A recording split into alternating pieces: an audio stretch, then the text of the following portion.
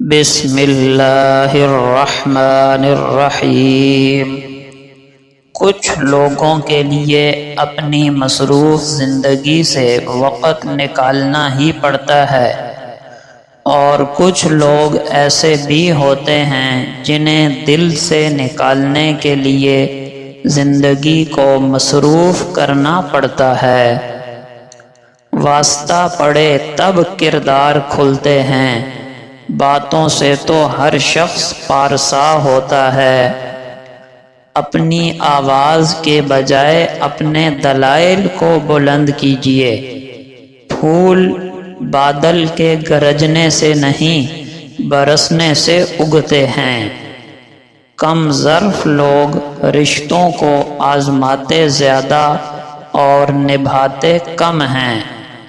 ہمارے بچوں کو ذرا بخار زکام ہو جائے تو کیسے ڈاکٹروں کے پاس بھاگتے ہیں، لیکن یہ کیا کہ جہنم کی آگ سے بچانے کا کوئی اہتمام نہیں ہے۔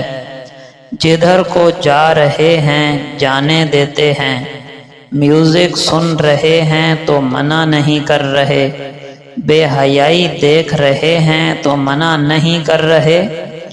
انہیں روکیے، چاہے انہیں کتنا ہی برا لگے، کیونکہ آخرت میں سوال آپ سے ہونا ہے، ماں اور باپ دونوں سے۔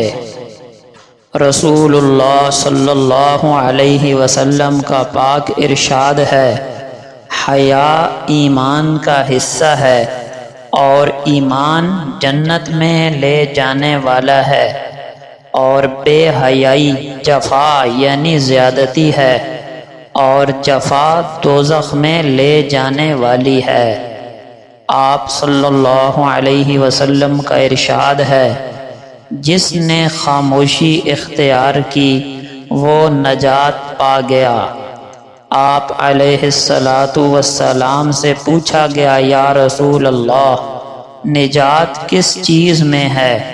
آپ نے ارشاد فرمایا، اپنی زبان کو قابو میں رکھو، اپنے گھر کو لازم پکڑو، یعنی بلا ضرورت باہر نہ گھومو، اور اپنے گناہوں پر رویا کرو۔